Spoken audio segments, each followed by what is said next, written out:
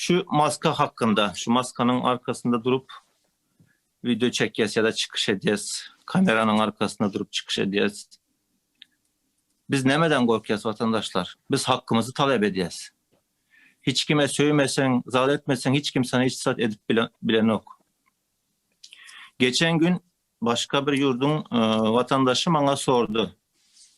Siz ne için maskanın arkasında durup ya da kameranın arkasında durup hakkınızı sorayanız değil. Benim yağdayı düşündürüp ayttım ben ona. Adam giyin kaldı ve güldü.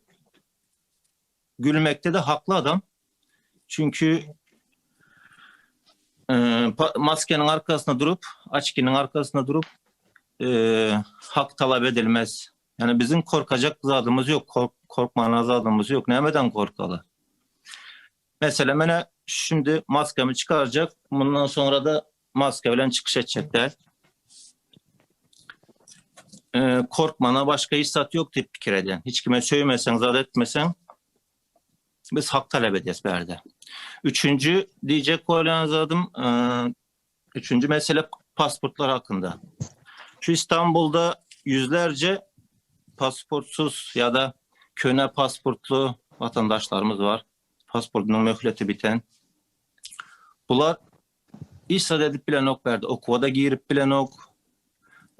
Sağlık sigortadan da peydalanıp bilen ok.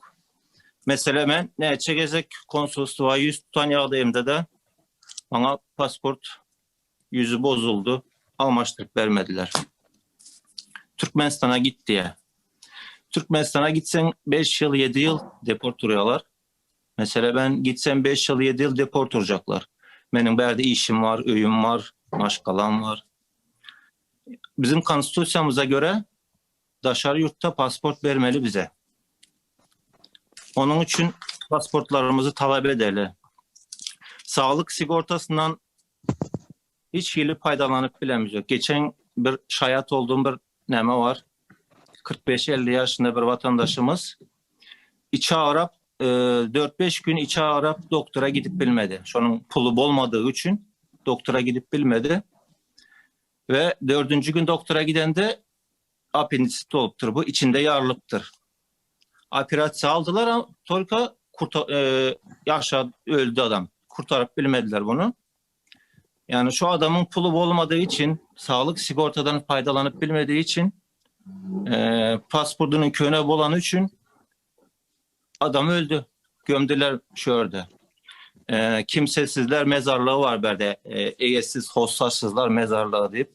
Murat Kurbanov siz biliyorsunuz gelende ziyaret ettik. O mezarlığa gömdüler. Siz gelende yüzlerce vardı, hazır binlerce oldu. Şunun için pasport talep edeceğiz vatandaşlar. Turkmen Special Services threatened Turkish activist and his sister July 20th, 2021. By Turkmen.news, Turkmen Special Services are putting pressure on 36-year-old Merdan Joreev, who works at a construction site in Istanbul, and on his family members. This was reported by the Turkmen Helsinki Foundation for Human Rights. Joreev, in the past few months, he began to criticize the authorities of Turkmenistan on TikTok. On April 20th, Joreev's sister, Aziza Kamriva, who lives in Turkmenabit, was summoned to the House administration. There, unidentified people in civilian clothes let her listen to her brother's performances and photographed her in full face and profile. Aziza was advised to ask his brother not to speak on the internet anymore.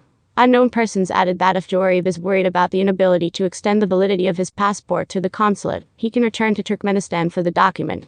On May 4th, Kamriva was again summoned to the House administration. This time she was threatened to make the whole family traitors to the motherland. She was also promised to expel her 5 children from kindergarten and school. On May 11th, Aziza was taken to an unknown place, where he was held for about 4 hours. There they threatened her, and threw a bottle of water at her. The woman tried to explain that she could not be responsible for an adult brother. After that, they took from her the phone number of her husband Babamurad Almuradov, who is also working in Turkey. Then she was released, warning that next time could be worse. At the end of May, Almuradov, who had not previously communicated with Zoreev, began to call him and offer to meet. When he refused, his son Law called him a traitor and began to threaten. The activist blocked him. After that, threats began to come through IMO to Merdan's second sister, who lives in Turkey. On June 8, Joreev received a call from an unknown person who introduced himself as a Turkish police officer. He stated that he knew where the activist lived and gave the address as proof. The man said that the documents of a citizen of Turkmenistan are expired and will soon be detained. Later they communicated by correspondence, and the policeman allowed phrases such as, "You have nothing to do in this country. I will not leave you alone. I will deal with you until Thursday." Later in June, Aziza told her brother that she could no longer communicate with him on the phone because she feared further pressure. The Turkmen Helsinki Foundation mentions the case of Murden along with such incidents as the disappearance of the Dr. Kursanaya Ismatalayeva and the arrest of activist Murad Dushimov and his brother. Human rights activists state the fact of increasing pressure on persons displeasing to the authorities. Türkmen diktatörü Dumlu! Defol lan Türkmen diktatörü! Türkmen halkına